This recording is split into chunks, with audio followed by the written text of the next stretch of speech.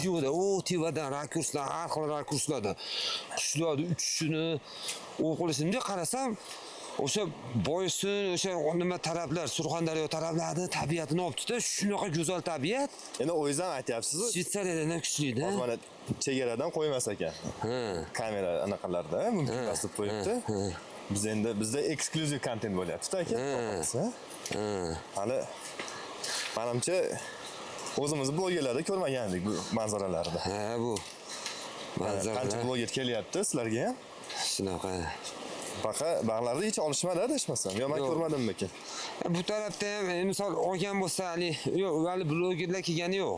Chesdagi mana bu O'zbekistonda eng oxirgi chegarasi ekanda, endi mana Qirg'izda yuribmiz hozir.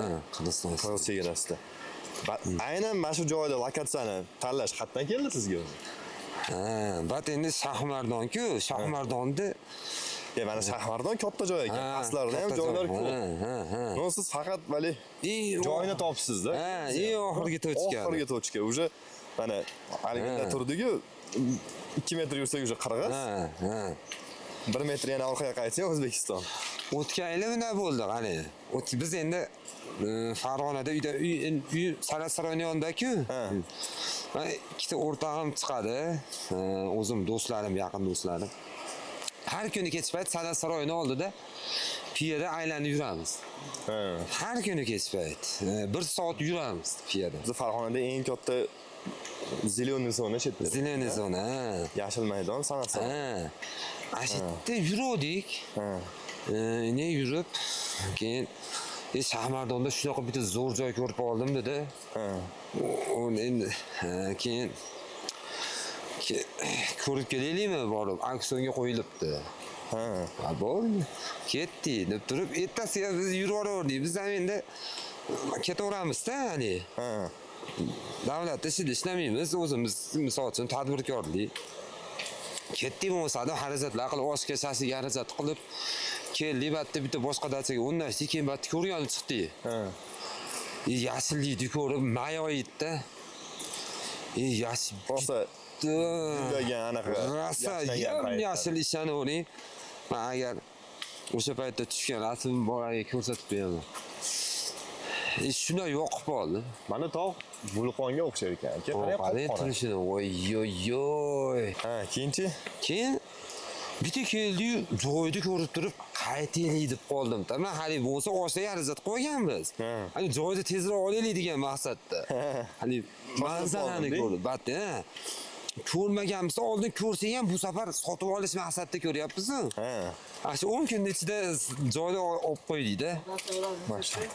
Nasib ekanda. Men to'g'risi birinchi marta bunaqa tabiatga chiqyapman aka, aylangani. O'zi haligi Dubay, Amerika baland binolar bor-ku. Zamonaviy shaharlar bor-ku, shunaqa joylarda yashab ko'rardim. Buni gashti boshqacha ekan aka. Bu endi bu boshqasi-da. Buni mazasi boshqacha ekan. Hali batiki bas deydi-ku, bu mana shunaqa havoda. Bu baland binolarni ko'p shaharlarda ko'rishingiz mumkin, lekin bunaqa tabiatni, bunaqa tabiatni kam ko'rasiz. Kam ko'rasiz. Nima desa bo'ladi? Baland binolar ham zo'r, gap yo'q. Keyin borish kerak. Lekin mana boshqa. Buni kayf boshqa ekan. Buni kayf boshqa. Nos kayfida kayf deysiz. Bormi deydi. Xo'p, aka, bag'larda hayvonlar ham bo'lsa kerak, yirtqich hayvonlar. Hayvonlar endi bo'ri ullab turadi. Mana shu 5-10 kilometr ichkarida ayiqlar bo'ladi. Yo'q, ayiqlar bor. Endi batda aytadi mana mahalliy aholi. Chunki mana hozir biz Qirg'iziston zonasida turgan bo'lsak, Qirg'iziston ham через O'zbekiston Shahmardonga kirib, keyin yana batga o'tadi Budugobaga. Через biz kelalari xolos. Boshqa yo'l yo'q. Boshqa yo'l yo'q. Misol Bishkekdan Damoganga kelishadi, O'shdan kelishadi. Mana har hafta bizni dachada ham o'zi misol uchun 3-4 ta Qirg'izistonni, 3-4 ta xonani olishadi Qirg'izistonliklar. Sababi hamma joyda reklama qilaveradi ular ham, lekin mana bu go'zallikni o'zlari bilishadi. Bilganlari bilib kelib dam olib ketadi. Ayniqsa misol uchun o'sha Qirg'izistonning boymatlari nima, chunki batda faqat hani Hammer, anaqa tundra katta mashinalarda kelib dam olib ketishadi-da. Shunaqa mashinalarda chiqsa bo'laveradi dach, ha? Albatta, 4x mashinalarni ham nima katta balonlikdan chiqish kerak. Xullas Niva chiqadi. Niva chiqadi. Uazik chiqadi, keyin Hammer chiqadi. 4 baloniz tortsa bizni misol ekinokslar ham chiqarishi mumkin, lekin bunaqa yo'ldan bunaqa katta toshlar chiqib qoladi. Xullas, mashinasini kelgandan keyin 5-600 dollar sarflab yuborish kerak. Shuning uchun chiqmaydi. Ne stoydi? Kerak. Riskavas qilmagan yaxshi. O'shaning uchun shetda o'zini mashinalarida Mani aka, men bog'larda mana tog'lar anaqani eslatyapti menga, vulqonli bo'ladi-ku. Vulqon otsa qop-qorada toshlari. Haligi mana o'zimizning Perivaldaqa sariq basda, qizil sariq bas. Qop-qora toshlar. Bu oldinlari o'sha necha asrlar oldin vulqon bo'lmaganmikin matlarda deyman. Hayron qolasiz. Men tabiatni men aytamanki, mana siz ko'rib turibsiz ko'zingiz bilan. Hozir kamerada baribir ochib bera olmaymiz. Men chunki men doim shu yerda yuraman. Ko'raman, kamerada ochib bera olmaymiz-da. Men aytamanki, mana har hafta Toshkentdan, Samarqanddan, Buxoro hamma joydan mehmonimiz bor. Aka deydi. Biz kelganimizga ming marta xursandmiz deydi. Bu haqiqatda hayratda qoldik deydi. Oddiy mehmonlar gap. Men endi nimamizda relsimizda nima ko'payib ketaversin deb intervyu olavermayman mehmonlardan. Intervyu olavermayman. Haqiqatda hayratlanadi-da ular, hali hayratda qoladi. Bu tabiatni ko'rib, chunki O'zbekistonda kerak bo'lsa dunyoda bo'lsa bunaqa manzara topolmaydi. Misolda men aytgan bo'lardim-da, mana O'rta Osiyo Shvetsariyasi bu deyshadi-yu. Yo, unaqa emas. Shvetsariyada borib Shvetsariyada yobasini yeysin kerak bo'lsa-da. Shu narsa arziydi-da, qobilaveradi. Va demoqchiman, endi hamma o'zini maqtaydi-da. Yo, gapingizda jon bor aka. Gapingizda jon bor. Esnama. Real mana biz ham qo'ldan kelgancha mana odamlarga ko'rsatyapmiz. Kelib ko'rishlarini maslahat beramiz hammaga. Noxolasin. Bu ariqdan ariq deydimi, soymi? Daryo bu. Bu faqat qish bo'lgani uchun suv oz xolos-da, mana kecha kunlar ham muzdi, hozir ham yon yerida muzlar bor. Issa bo'ladimi suvda? Mana shu suv ichasida bor yo'q, bu qor bor-ku.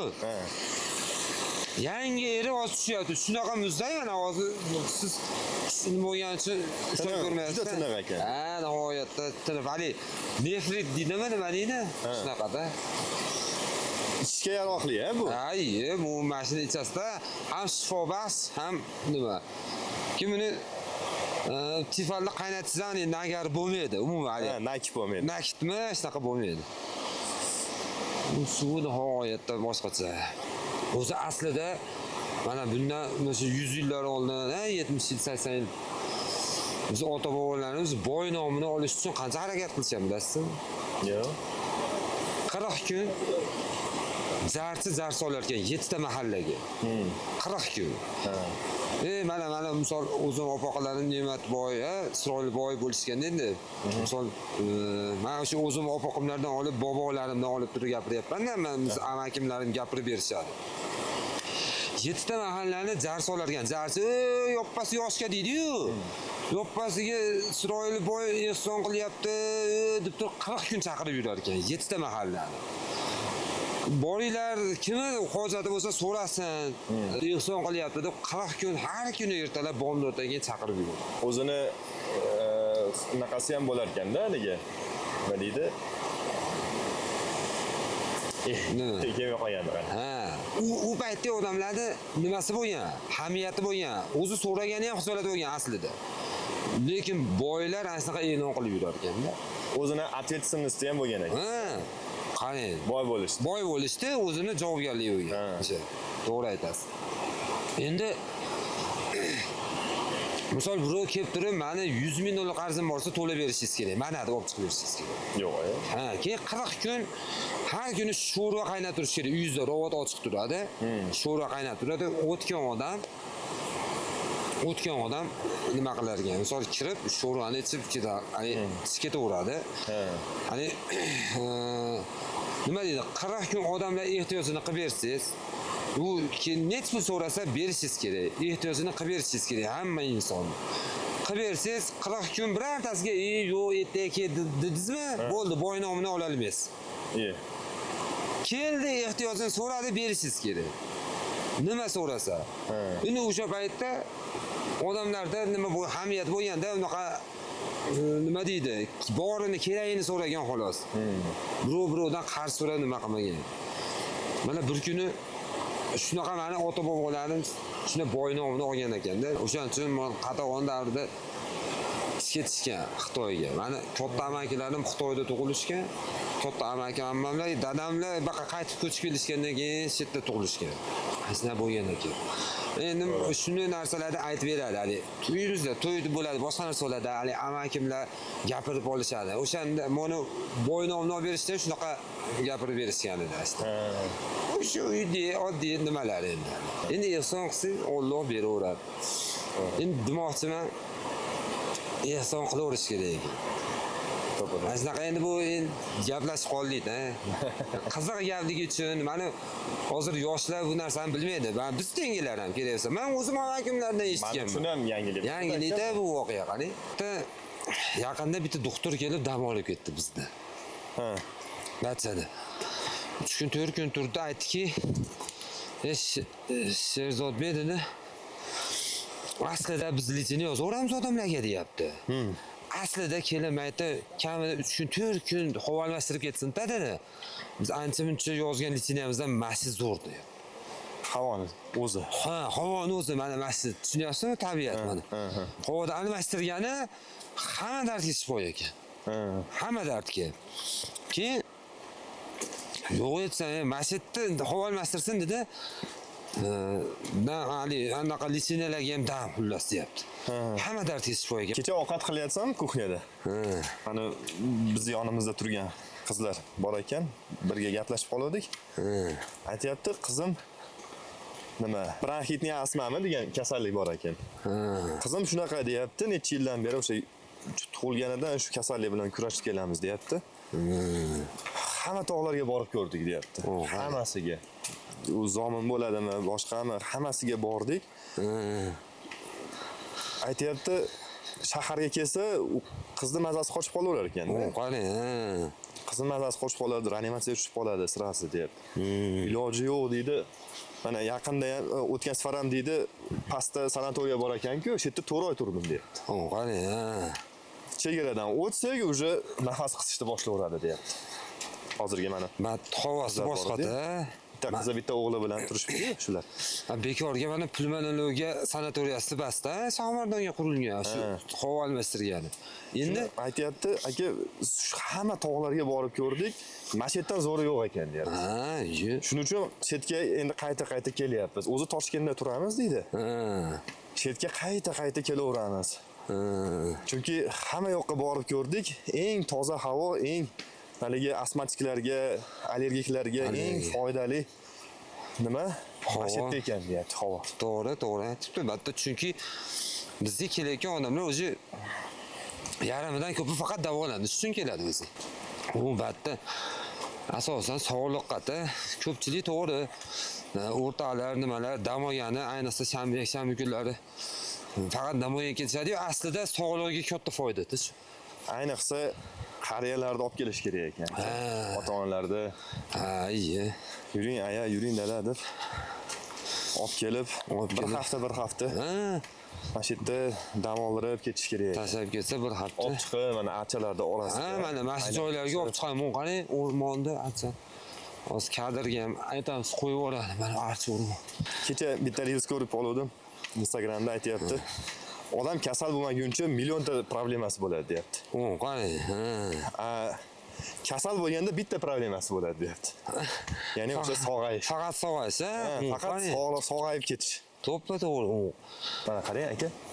Mana shunday vulqon, shunday oqib tushgan. Ajoyib.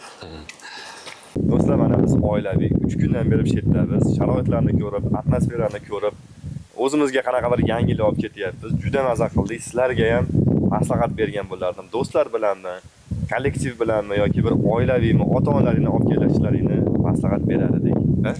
Kelaverasizlar bemalol. O'zim inshaalloh kelsa o'zim kutib olaman. Kelislar doim chetdalar. Har doim pastda. Sharoitlari zo'r, hamma yo'q. Kerakli bo'lgan hamma yo'q bor. Xonalar juda issiq, sovuq bo'lganda ham xonalar issiq. Maza qilib dam olib ketishlaringni tarafdorimiz.